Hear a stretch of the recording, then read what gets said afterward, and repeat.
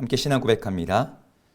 전능하사 천지를 만드신 하나님 아버지를 내가 믿사오며 그 외아들 우리 주 예수 그리스도를 믿사오니 이는 성령으로 잉태하사 동정녀 마리아에게 나시고 본디오 빌라도에게 고난을 받으사 십자가에 못 박혀 죽으시고 장사한 지 사흘 만에 죽은 자 가운데서 다시 살아나시며 하늘에 오르사 전능하신 하나님 우편에 앉아 계시다가 저리로서 산 자와 죽은 자를 심판하러 오시리라. 성령을 믿사오며 거룩한 공예와 성도가 서로 교통하는 것과 죄를 사하여 주시는 것과 몸이 다시 사는 것과 영원히 사는 것을 믿사옵나이다. 아멘.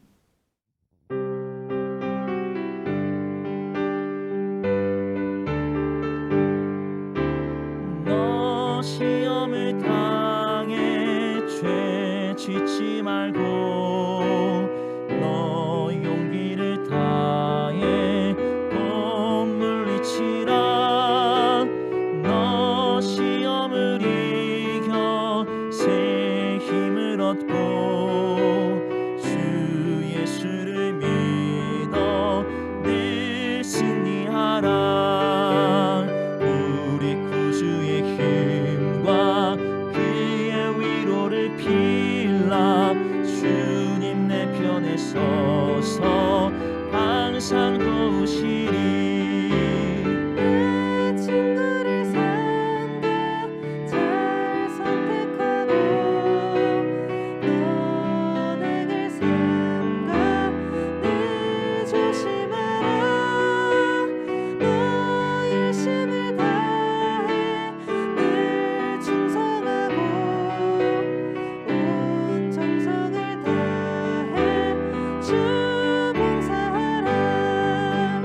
우리 구주의 힘과 그의 위로를 빌라. 주님 내 편에 서서 항상 도우시리. 잘 이기는 자는 상 받으리니 너 낙심치 말고 늘 전진하라.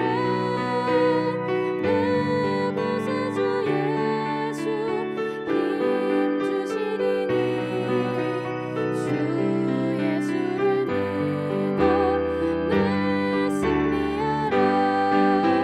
우리 구주의 힘과 그의 위로를 빌라. 주님 내 편에 서서 항상 도우시리.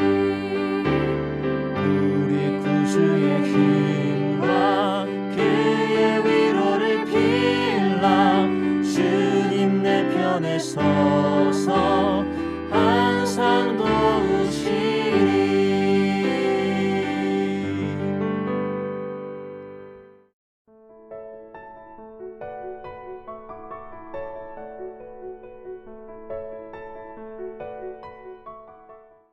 아침에 다시 성전으로 들어오시니 백성이 다 나아오는지라. 앉으사 그들을 가르치시더니 서기관들과 바리새인들이 음행 중에 잡힌 여자를 끌고 와서 가운데 세우고 예수께 말하되 선생이여 이 여자가 간음하다가 현장에서 잡혔나이다. 모세는 율법에 이러한 여자를 돌로 치라 명하였거니와 선생은 어떻게 말하겠나이까. 그들이 이렇게 말함은 고발할 조건을 얻고자 하여 예수를 시험함이로라. 예수께서 몸을 굽히사 손가락으로 땅에 쓰시니 그들이 묻기를 마지 아니하는지라. 이에 일어나 이르시되 너희 중에 죄 없는 자가 먼저 돌로 치라 하시고 다시 몸을 굽혀 손가락으로 땅에 쓰시니 그들이 이 말씀을 듣고 양심의 가책을 느껴 어른으로 시작하여 젊은이까지 하나씩 하나씩 나가고 오직 예수와 그 가운데 섰는 여자만 남았더라. 예수께서 일어나사 여자 외에 아무도 없는 것을 보시고 이르시되 여자여 너를 고발하던 그들이 어디 있느냐? 너를 정죄한 자가 없느냐? 대답하되 주여 없나이다. 예수께서 이르시되 나도 너를 정죄하지 아니하노니 가서 다시는 죄를 범하지 말라 하시니라. 안녕하세요. 오늘도 말씀 안에서 함께 주님과 동행하는 우리 모든 성도님 되기를 원합니다. 오늘 우리가 읽은 말씀에는 예수님을 얽어매려고 하는 서기관들과 바리새인들의 한 함정 이야기가 나옵니다. 그 함정은 법이라고 하는, 모세의 율법이라고 하는 것을 통해서 예수님을 넘어뜨리려고 하는 계략이었습니다. 우리가 느끼든 느끼지 못하든 우리의 실질적인 삶 속에서 법은 힘과 능력을 발휘합니다. 대한민국 영토 안에 있는 모든 사람들은 대한민국의 법의 실효적인 지배를 받고 있습니다. 정황이 어떻건 사정이 어떻든 간에 법이요 하면서 법을 딱 들이내는 순간 우리는 법의 그 지배, 법 아래 종속되어서 그 법이 말하는 대로 움직일 수밖에 없는 거죠. 예수님 당시 모세율법은 지금 우리가 살고 있는 이 시대의 그 어떤 법보다도 더 강력한 법이었습니다. 우리가 뭐 민사법, 형사법, 또 심지어 헌법을 얘기한다고 해도 유대인들이 하나님께 직접 받은 모든 인간에게 절대적인 가치와 진리가 되는 하나님의 율법에 대해 가지고 있는 그 경외심과 그 신뢰감보다 더 큰 법은 세상에 존재하지 않았습니다. 이런 상황에서 간음하다가 현장에서 잡혀온 여인을 배경으로 오늘 이야기는 이 법의 이야기가 진행됩니다. 서기관들과 바리새인들은 예수님을 고발할 조건을 얻고자 그 여인을 일부러 예수님 앞에 데리고 왔어요. 예수님을 고발하고자 한 여인의 부끄러움과 수치가 고스란히 드러나고 심지어 모세 율법에 따라 예수님을 고발하는 그 일을 통해서 그 여자가 죽게 될지라도 아랑곳하지 아니하고 예수님을 함정에 빠뜨리고자 한 여인을 그곳에 데려왔습니다.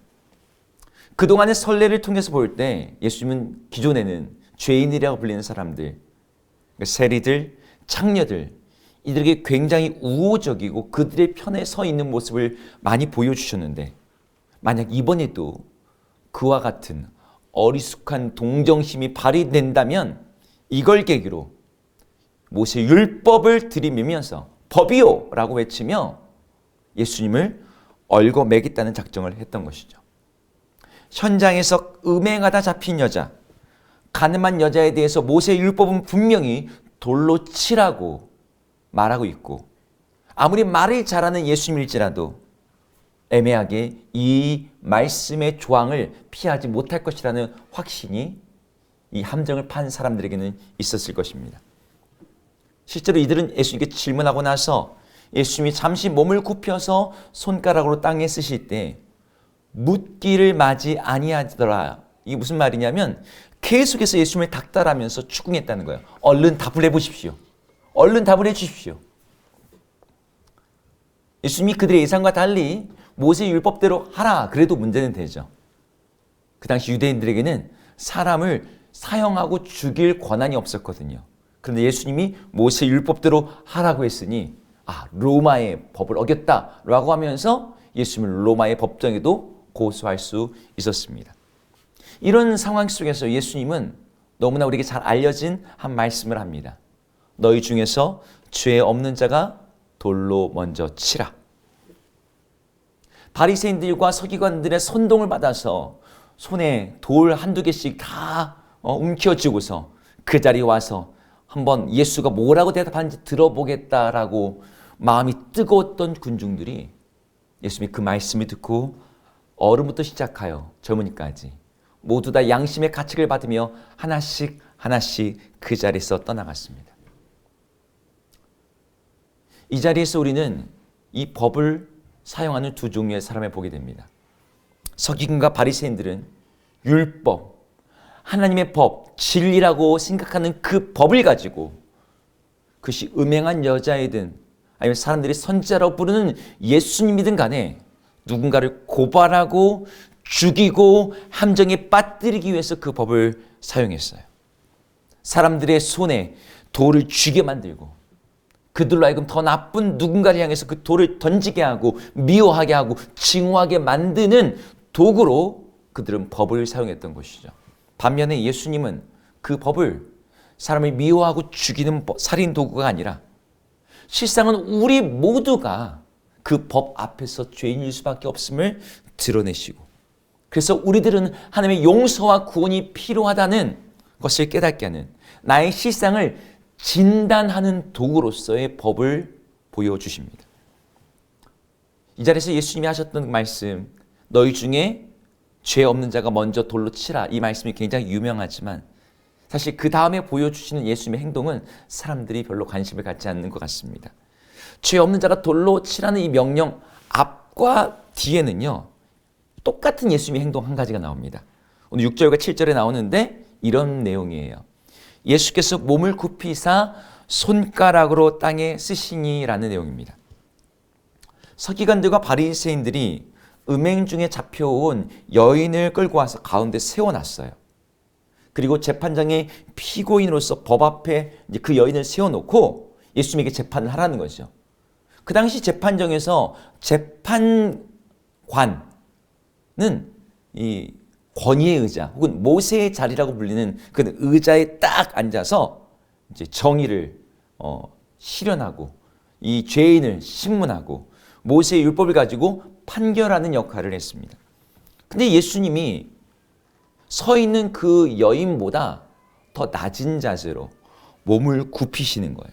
죄 있는 여자의 얼굴을 내려다보지도 않고 죄를 찾아내겠다고 직시하지도 않으셨어요. 몸을 굽히신 예수님의 시선은 계속해서 땅을 향해 있었겠죠. 그리고 손가락으로 땅에 뭔가를 쓰시는 거예요. 이 구절을 읽는 많은 사람들이 예수님이 땅에다 뭘 쓰셨을까를 궁금해합니다. 거기 있는 사람들의 죄의 목록을 쓰셔서 사람들이 그 죄의 목록을 보고 마음이 찔려서 갔다, 이렇게 이제 상상하는 그러한 해석도 있고요. 뭔가 중요한 어떤 말씀을 쓰셨을 것이다 라고 해석하는 성경학자들도 있습니다. 하지만 아무도 그 내용을 몰라요. 왜? 복음서에는 이 내용에 대해서, 그리고 내용의 어떤 실마리조차 언급되지 않거든요. 이건 뭘 말하는 거죠? 그 내용 자체는 별로 중요하지 않다는 거예요. 뭘 쓰는지는.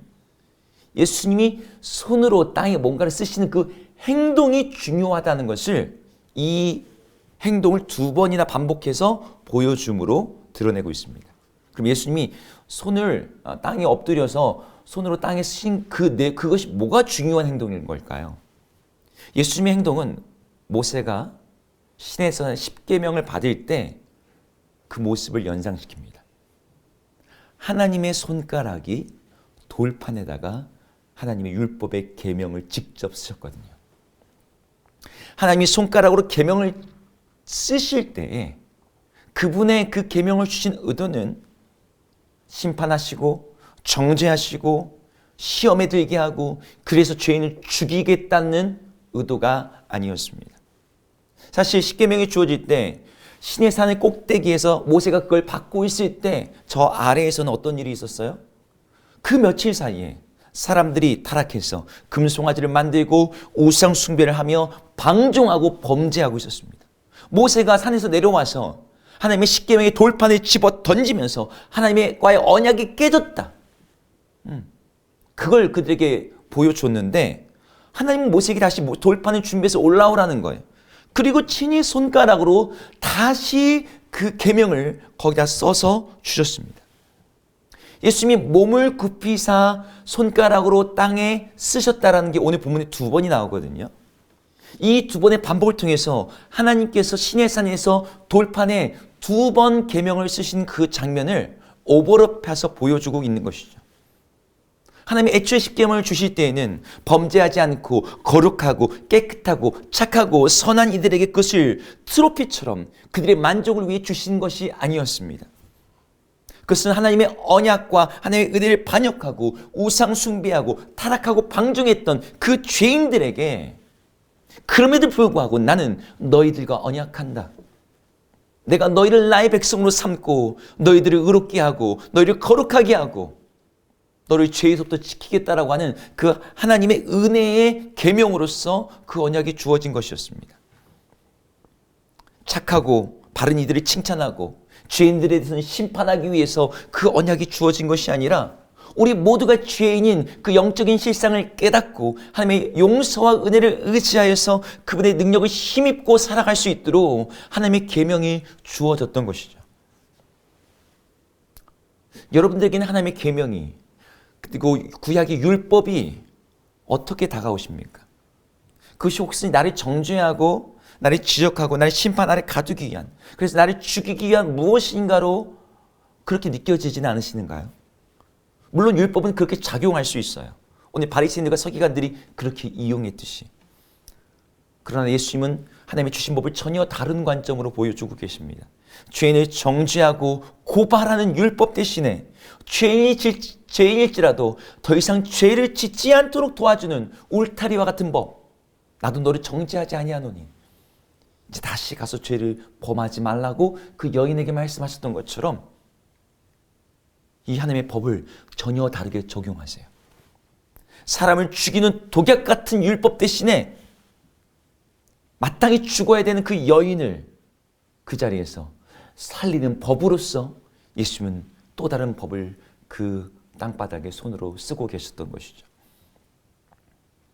하나님이 주신 말씀의 법이 애초에 그렇습니다. 예수님은 그 율법을 무시하거나 건너뛰지 않고 그 율법을 완성하시는 분이에요. 하나님의 율법에 담으신 그 의도를 보여주시는 분이십니다. 그 의도는 죄악된 세상에서 범죄하지 않도록 지켜주고 거룩하게 살도록 도와주는 것이 그 계명을 주신 목적이었어요. 그 목적은 그 계명을 통해서 우리를 용서하시고 우리를 구원하시고 우리에게 생명과 하나님의 복을 주시고자 하는 것이 하나님이 애초에 율법을 주신 목적이었습니다. 하나님의 법에 담긴 그 의도를 알려주시는 것을 넘어서 예수님은 십자가와 부활 사건을 통해 복음을 통해서 하나님의 법을 완전히 업그레이드해서 우리들에게 새롭게 제시해 주셨어요. 그리고 그 법 안에서 새로운 효력 아래서 살게 하시는 것이죠. 사도 바울이 고백했던 것처럼 이제 그리스도 예수 안에 있는 생명의 성령의 법이 우리를 죄와 사망의 법에서 해방하였다. 이제 더 이상 죄와 사망의 법 안에서 신음하며 살지 아니하고 생명의 성령의 법 아래에서 자유롭게 살 수 있도록 예수님이 그 법의 효력을 새롭게 만드신 것입니다. 그래서 죄와 죽음의 지배 아래서 해방하여 하나님의 백성으로 살 수 있도록 우리에게 새롭게 길을 열어주셨어요. 오늘 이 새벽 우리 모든 성도님들이 그 법을, 그 예수 안에 새롭게 우리에게 주어진 법, 생명과 성령의 법 안에서 죄에 종속되지 아니하고 거룩하게 살 힘과 능력을 얻어서 주님이 주시는 그 자유와 생명과 구원과 용서를 누리며 살아가시기를 주의 이름으로 축복합니다. 함께 기도하겠습니다. 하나님, 세상은 법을 범죄자를 드러내고 정죄하고 심판하기 위해 사용합니다.